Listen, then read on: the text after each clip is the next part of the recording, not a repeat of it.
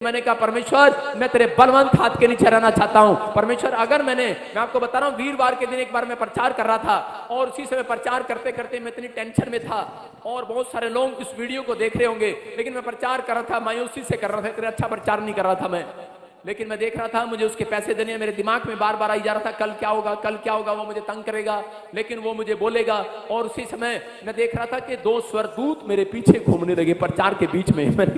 मैंने अपनी आंखें ऐसे करके देखा, मैंने कहा लगता है स्वर्गदूत आ गए यहाँ पर। और उसके 5 मिनट के बाद क्या हुआ, 5 मिनट के बाद मैंने कहा परमेश्वर मैं तेरे बलवंत हाथ के नीचे रहना चाहता हूं। मैंने घुटने टेके रात को और जाकर, और सुबह उस बंदे का फोन आया, कहता ना उसको कह दो मैंने नहीं लेने पैसे। मैंने कहा क्यों नहीं लेने? कह रहे 31 मार्च आ गया, 31 मार्च के बाद रजिस्ट्री कराएंगे। हालेलुया। मैं कह रहा हूं कि परमेश्वर प्रार्थनाओं को सुनता है। मैं कह रहा हूं आज आपके पास हो सकता है पैसा ना हो, लेकिन आप कह रहे घुटने टेकना नहीं जानते, इसलिए परमेश्वर की सामर्थ कभी नहीं आती। लेकिन याद रखना जो लोग प्रार्थना करते हैं, कह रहे याद रखना जब आप घुटने टेकते हैं तब स्वर्गदूत नहीं खुद यीशु मसीह प्रार्थना करने वालों के ऊपर अपना हाथ रखकर ऐसे खड़ा होता है यीशु मसीह के नाम में। याद रखना ये बात है, बाइबल में लिखा कह रहा है कि परमेश्वर के बलवंत हाथ के नीचे आ जाओ। अगर आप कर्जे में हो, बीमारियों में हो, समस्या में हो, कह रहा कोई आपकी मदद नहीं कर रहा, लेकिन उस समय पतरस कह रहा है परमेश्वर के बलवंत हाथ के नीचे आ जाओ। अगर आज आप कहेंगे परमेश्वर मैं तेरे हाथ के नीचे आना चाहता हूं, परमेश्वर कहेगा चल साइड पे हो। लेकिन अगर आप घुटने टेक कर बैठ जाएंगे, सड़क पर क्यों ना घूम रहे हो, अगर आप टेंशन में हो, पीजीआई के बाहर हो, अगर आप कहीं ऑनलाइन मुझे देख रहे हो, मैं कह रहा हूं वहीं घुटने टेक कर बैठ जाना। अगर कोई समस्या हो रही हो, परमेश्वर का आत्मा कह रहा है जा, कह रहा है कि आज तू बलवंत हाथ के नीचे आ गया, आज तेरा उद्धार हो गया यीशु मसीह के नाम में। मैं कह रहा हूं वो समस्याएं जाती हैं, परमेश्वर बोलता कह रहा है लेकिन दीनता के साथ, नम्रता के साथ, कह रहा है कि और राइट टाइम आने पर, हाँ देखो आगे क्या लिखा, जिससे मैं तुम्हें उचित समय पर बढ़ाए।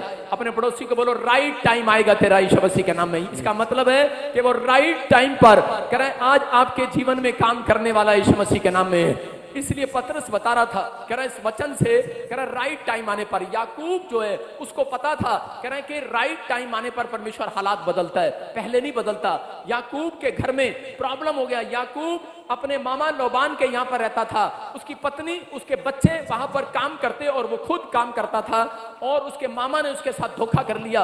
वो गरीबी में, अकेलेपन में, उसके हालात बद से बदतर होते चले गए। लेकिन उसके विचारों में आ रहा था, जब किसी ने 3 लाख रुपया किसी का देना होता है, विचार आ रहे होते हैं कि पता नहीं अब मैं चोरी कर लूं या डाका मार लूं। यहां पर वो प्रॉब्लम्स में था, लेकिन उसने फैसला लिया, उसने कहा कि नहीं मैं परमेश्वर को धोखा नहीं दूंगा, मैं अपने हालातों में, मैं अपने बैड सिचुएशन में कोई चोरी नहीं करूंगा। मैं कह रहा हूं बहुत सारे लोग बैड सिचुएशन के अंदर एक पाप कर बैठते हैं, लेकिन जो लोग बैड सिचुएशन में कह रहे हैं कि एक पाप गलती से कर देते हैं, याद रखना कह रहा कुछ लोग बोलते नहीं हालात सुधरने नहीं वाले, चल आन दे बोतल, आन दे मुर्गा, आन दे ये करें वो करें। मैं कह रहा हूं कि आज गुलछर्रे उड़ाते हैं, कुछ भी करते हैं, कह रहे जिंदगी में कुछ नहीं रखा। लोग ऐसा सोचते हैं, हालात बदलने वाले नहीं है, लेकिन वो लोग फिर पाप पर पाप करते हैं। अगर आज आप कह रहा अपने हालातों में आज एक फैसला ले याकूब की तरह, याकूब ने कहा कि नहीं मैं उस परमेश्वर को जानता हूं, जिससे मैं मांगता हूं उस पर भरोसा भी रखता हूं, वो मेरे हालात बदलेगा यीशु मसीह के नाम में।